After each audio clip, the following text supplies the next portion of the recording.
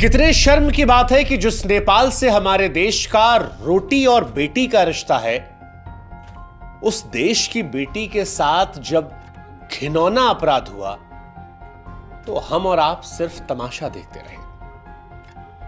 ये कितने अफसोस की बात है कि जिस देश के साथ हमारे गहरे संबंध हैं, उस देश की बेटी के साथ हमारे यहां पाप हुआ और हम और आप कुछ नहीं कर पाए। जिस देश से हमारा सांस्कृतिक और संस्कारों का नारा है, उस देश की बेटी के साथ जब अत्याचार हुआ तो हम तमाशबीन बने रहे।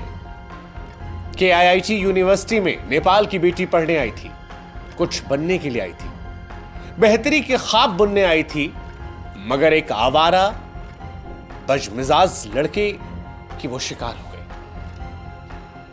अफसोस इस बात का और ज्यादा है कि जब बेटी के साथ ज्यादती हुई तो कॉलेज के प्रशासन ने कार्रवाई करने की जगह लीपापोती शुरू कर दी। नेपाल की बेटी को इंसाफ दिलाने की बजाय नेपालियों पर दाग लगाने की कोशिश कर दी। तुम्हारे कंट्री का उतना बजट होगा, बच्चों को फ्री में पढ़ाया, वो तुम्हें दिखाई नहीं दे। You should feel proud of your university. You should feel... Hindustan को शर्मसार करने की कोशिश कर दी। KIIT प्रशासन क्या सोच रहा था कि उनका पाप सामने नहीं आएगा? सच्चाई सामने आती है और यह तो एक बच्ची की मौत का मामला था। मन में सवाल आता है कि क्या कसूर था उस बिटिया का? यह कसूर था कि वो नेपाल से ओडिशा पढ़ने के लिए आई थी, ये कि वो लिंगा इंस्टीट्यूट ऑफ इंडस्ट्रियल टेक्नोलॉजी में कंप्यूटर साइंस पढ़ रही थी, ये कि वो एक आवारा बदमिजाज और बदतमीज लड़के के साथ रिलेशनशिप में थी, या ये कि वो हमारे पड़ोसी देश की नागरिक थी, उस देश की नागरिक जहां से माता सीता खुद हिंदुस्तान आई थी। सच कहें तो कोई कसूर नहीं उस बेटी का, ऐसा कोई कसूर नहीं है जिसके लिए प्रकृति को अपनी जान गंवानी पड़ती, मगर उसे जान गंवानी पड़ी। लेकिन प्रकृति की मौत के बाद जो कुछ हुआ वो और ज्यादा हैरान करने वाला था। प्रकृति की मौत के बाद पर्देदारी का एक ऐसा खेल शुरू हुआ जिसमें मौत किस वजह से हुई, किस कंडीशन में हुई, जिम्मेदार कौन है, कसूरवार कौन है, इन सारी बातों को हटाकर यूनिवर्सिटी प्रशासन का शर्मनाक, नाकाबिले बर्दाश्त रवैया देखकर आज 140 करोड़ हिंदुस्तानी शर्मसार है।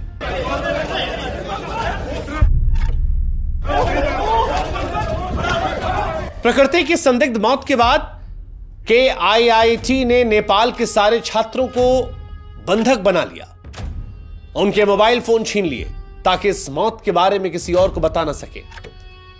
कहा जाता है कि उन्हें मारकर भगाया गया, कहा गया अपने देश चले जाओ। छात्रों ने विरोध जो किया था उसके वीडियोस देखकर हम सब शर्मसार हैं। अब ये जो वीडियो हम आपको दिखाने वाले, इसे देखकर हमें हिंदुस्तानी होने पर शर्म आ रही कि ऐसे लोग भी हमारे देश में रहते हैं। 40,000 बच्चों को अभी खिला रहा है, पढ़ा रहा है। तुम्हारे कंट्री का उतना बजट होगा।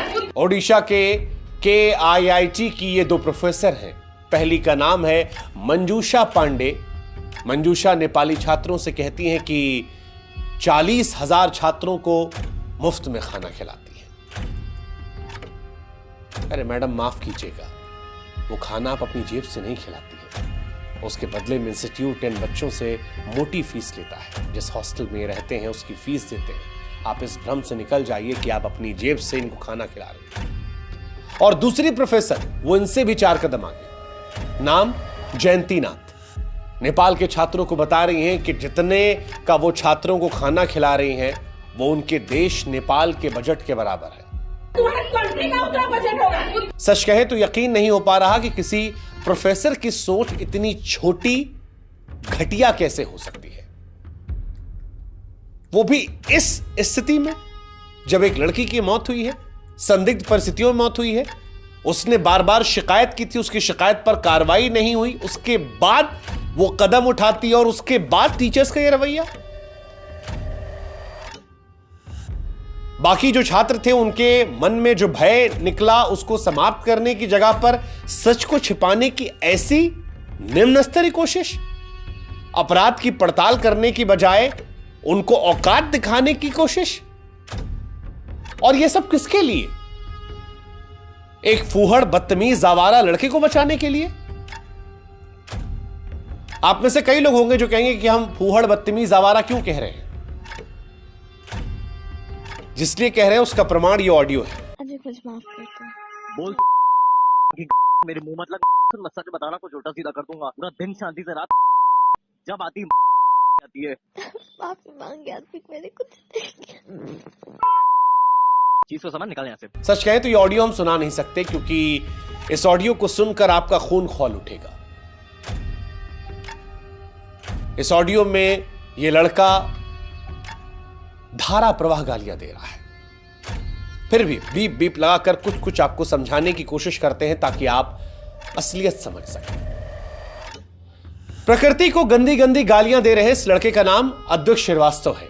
अजय कुछ माफ कर दो। बोल मेरे मुंह मतलब सच बताना, कुछ उल्टा सीधा कर दूंगा। ये वही लड़का है जिसकी वजह से आज यूनिवर्सिटी पर सवाल है, भारत नेपाल के रिश्तों में तकरार जैसी स्थिति हो गई है और 140 करोड़ हिंदुस्तानियों को नेपाल की जनता शक की नजर से देख रही है कि क्या यह वही हिंदुस्तान है जिसके साथ रोटी और बेटी का रिश्ता था, जो राम सीता के रिश्तों का गुणगान करके अपनी सांस्कृतिक विरासत को साझा करने की बात करता था।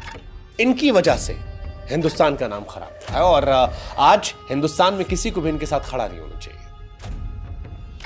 यह बताया जाता है कि यह लड़का एक अय्याश किस्म का लड़का है।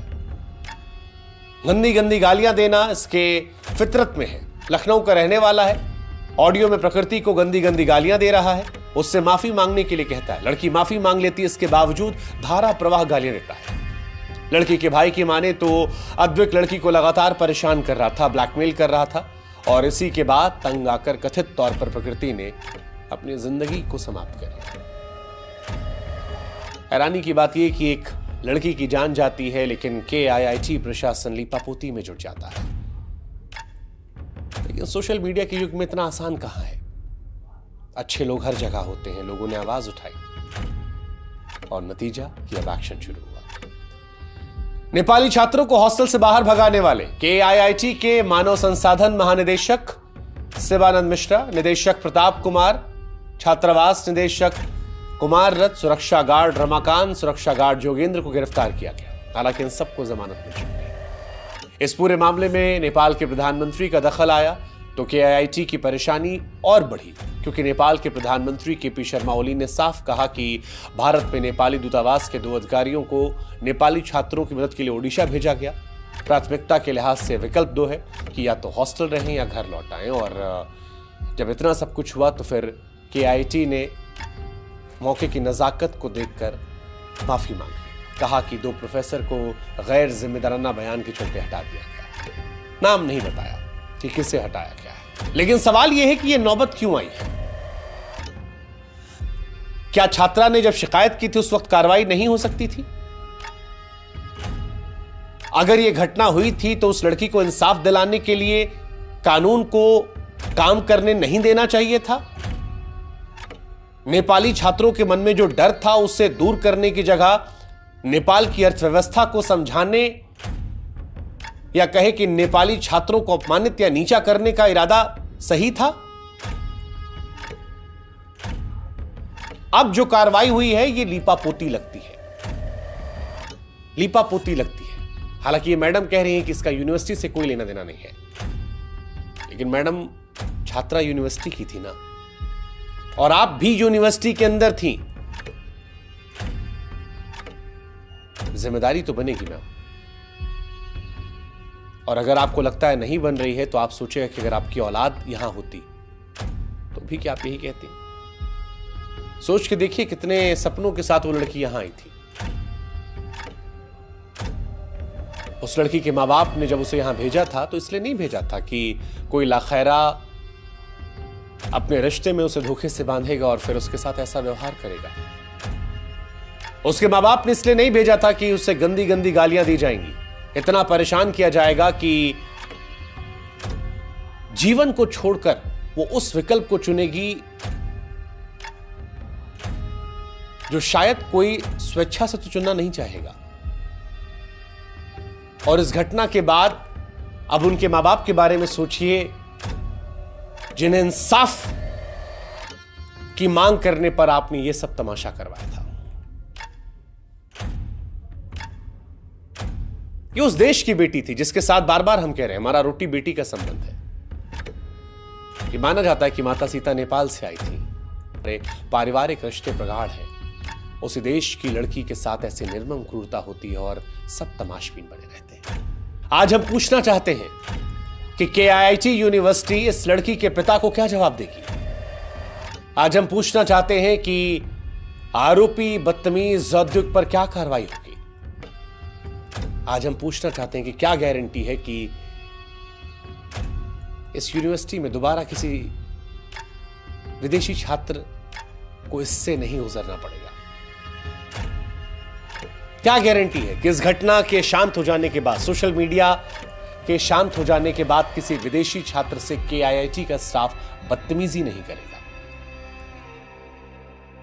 ये सारे सवाल इसलिए क्योंकि एक बिटिया नहीं मरी है, पूरा परिवार मर गया है। परिवार के सपने मर गए हैं, उसका भरोसा मर गया है, उसकी चाहतें मर गई हैं। पिता को समझ नहीं आ रहा, शब्द नहीं फूट रहे कि क्या बोलें, क्या बताएं, क्योंकि जो वो सह रहे हैं वो हम और आप नहीं सह सकते। हां, हम और आप कुछ कर सकते हैं, कह सकते हैं, वो ये कि नेपाल वालों को बताएं कि हम हिंदुस्तानी ऐसे नहीं हैं।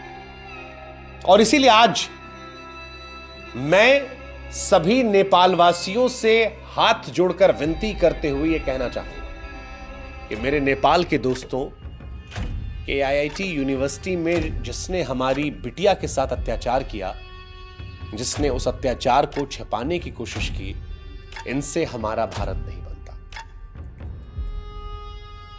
भारत के सच्चे लोग वो हैं जो वसुधैव कुटुंबकम के सूत्र पर चलते हैं। हम वो लोग हैं जो बेटी को देवी का दर्जा देते हैं। हम वो लोग हैं जो यत्र नार्यस्तु पूज्यते रमन्मत तत्र देवता के सिद्धांत पर चलते हैं।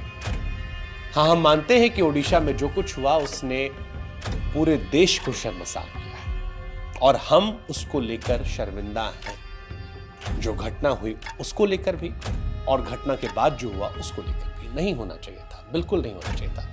कैसे एक बच्ची खुदकुशी पर मजबूर हो सकती है, यह अपराध है। जिस तरह से मामले को छिपाने की कोशिश हुई वो भी नहीं होना चाहिए था। नेपाली छात्रों को बंधक बनाना, उनके डर के बीच उनका फोन छीनना, ये चोरी के बाद सीना चोरी जैसा था। लेकिन फिर भी हम आपसे कह रहे हैं, जो हुआ वो हम ठीक नहीं कर सकते, लेकिन इंसाफ की लड़ाई में हम आपके साथ हैं। सभी नेपाल वासियों से हम कहना चाहते हैं कि हम सभी हिंदुस्तानी आपके साथ हैं। इस जुल्म के खिलाफ आपकी आवाज में हमारी भी आवाज है। हिंदुस्तान और नेपाल के रिश्ते की जड़ें बड़ी गहरी हैं और इस तरह की मानसिकता के कुछ लोग उन जड़ों को हिला नहीं सकते। हम आपके साथ जस्टिस फॉर नेपाली गर्ल की आवाज में आवाज मिलाएंगे और इंश्योर करेंगे कि जब तक उसे इंसाफ नहीं मिल जाता, इस लड़ाई को हम आपके साथ उसी बुलंदी से लड़ेंगे। जय हिंद, जय भारत, जय नेपाल।